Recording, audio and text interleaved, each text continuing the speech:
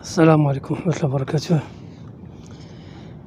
أنا اليوم كنت واجد في دار بوعزة، دار البيضاء، منطقة خارج كازا.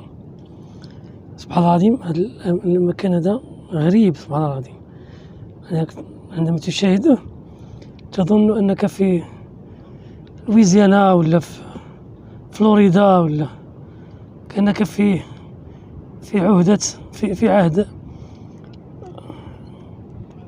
الكوبوي. سبحان الله العظيم، شو المنظر كي منظر رائع. سبحان الله العظيم.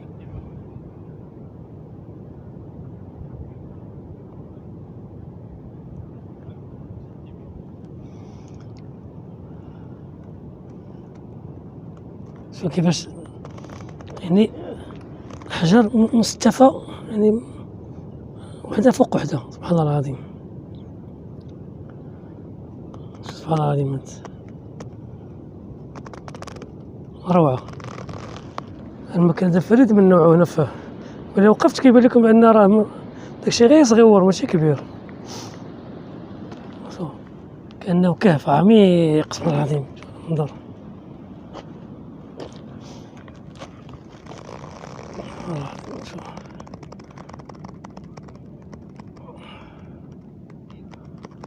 كأنه كهف عميق.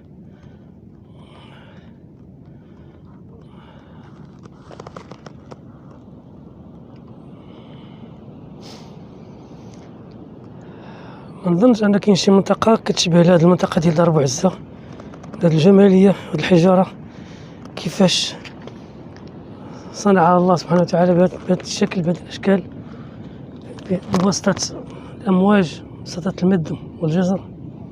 سبحان الله العظيم، روعة. فكان دائما عندما اتي الى هنا لابد ان ازور هذه المنطقة. انظروا الى هذه الاشجار، كيف انها كأنها منحوتة باليد. سبحان الله العظيم، انظروا، كأنها منحوتة باليد. انظروا إلى هذا المكان هذا، شوف الحجارة. سبحان الله العظيم، كأنه فنان جاء لينحتها بيده، وهي سبحان الله العظيم فقط من صنع الخالق سبحانه وتعالى.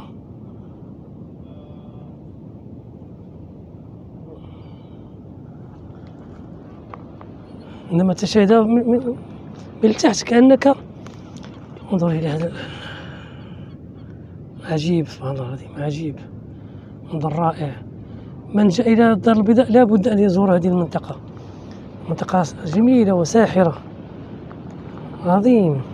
انظر إلى الحجرة كيف أنها قطعت، كأنها قطعت بمنشار. هذه الأحجار هي التي يستعملونها في بناء الأسوار والجدران، فيلات، بعض الشقق، بعض المنازل عفوا. انظر هذه العظمة، انظر، كأنه صنع، كأن هناك نحات جاء ينحتها بهذا الشكل.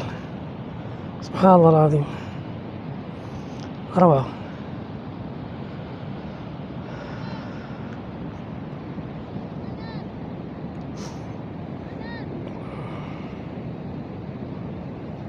لكن الجزر غير بعيد أن هذه المنطقة تكون مغطاة بالمياه، لكن لأن هناك الجزر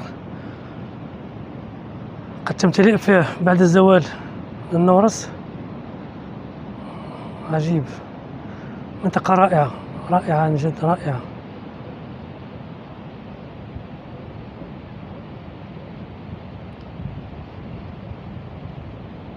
كلها متشابهة، حينما وجهت نظرك تجد العجب، تجد جمالية الخالق سبحانه وتعالى في هذه المناظر الرائعة. استودعكم الله.